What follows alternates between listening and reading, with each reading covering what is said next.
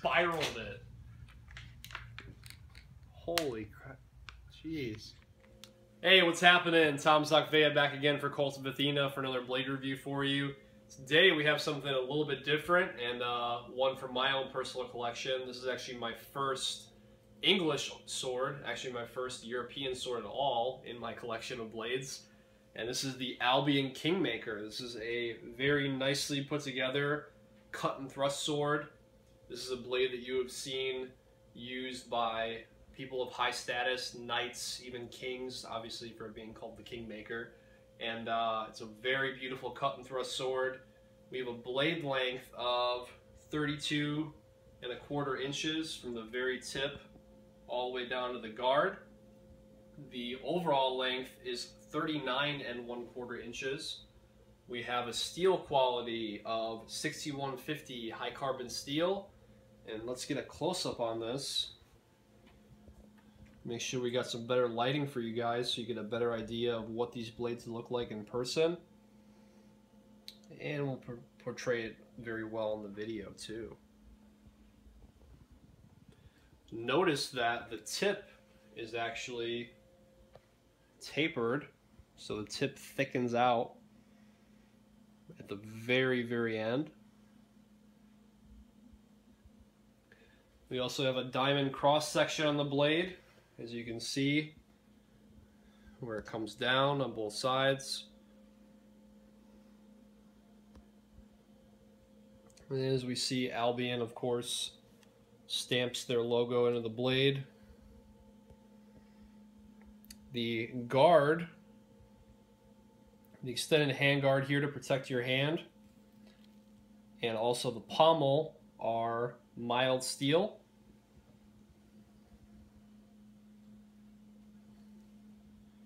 The grip is a red leather, so we have the red leather grip on this one. As you can see, a very comfortable fit, just like all Albions, really.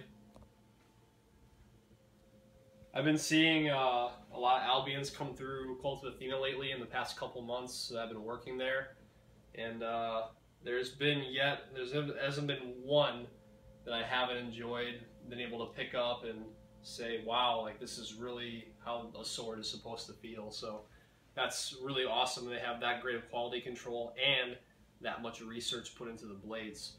They have a whole museum line that is exactly the ones that have been found, like artifacts and antiques.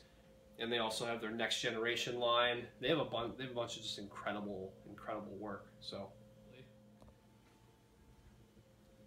I've been seeing a lot of Albions come through Kult of Athena lately in the past couple months that I've been working there, and there hasn't been one that I haven't enjoyed, been able to pick up and say, wow, like this is really how a sword is supposed to feel. So that's really awesome. They have that great of quality control and that much research put into the blades. They have a whole museum line that is exactly the ones that have been found, like artifacts and antiques. And they also have their next generation line. They have a bunch of just incredible work. So, me coming from a Filipino martial arts background, this actually was not that different or difficult rather to get used to. The balance is so well on it. The weight on this one is 2 pounds, 11.6 ounces, and it's a very well distributed amount of weight on this because majority of the weight you're going to feel really toward the handle. I mean, it tapers so much at the tip that it's really, really lightweight. It's not airy to the point where you can't feel where the tip is going. The tip stays exactly where you want it to. It's still, you can go around any kind of thrusting, you can do slashing with it or any kind of larger slashing.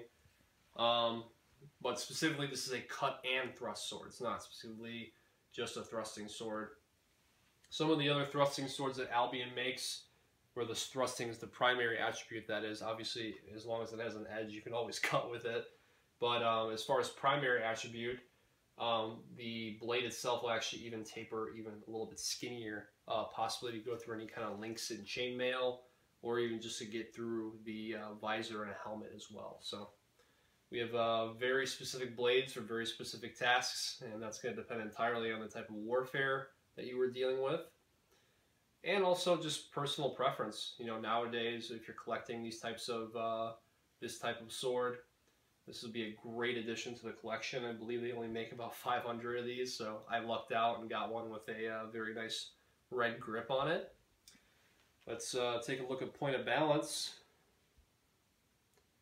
because that is important when it comes to picking out a blade. There we go. Yep, real close to the guard.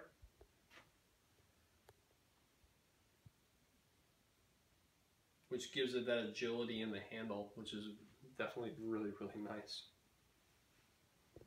So there it is, the Albion KingMaker. The one I've been putting Instagram videos up of. I've been teasing you guys a little bit with this one. And get a little bit more in-depth view of it.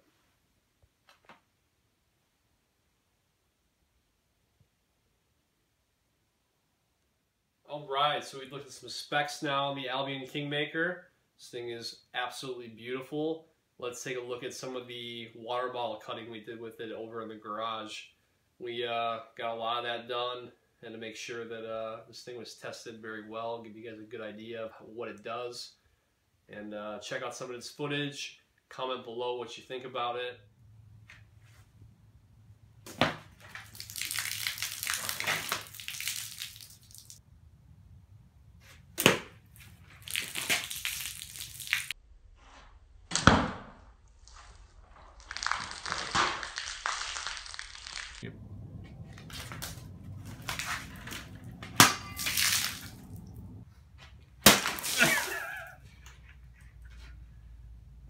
It spiraled it.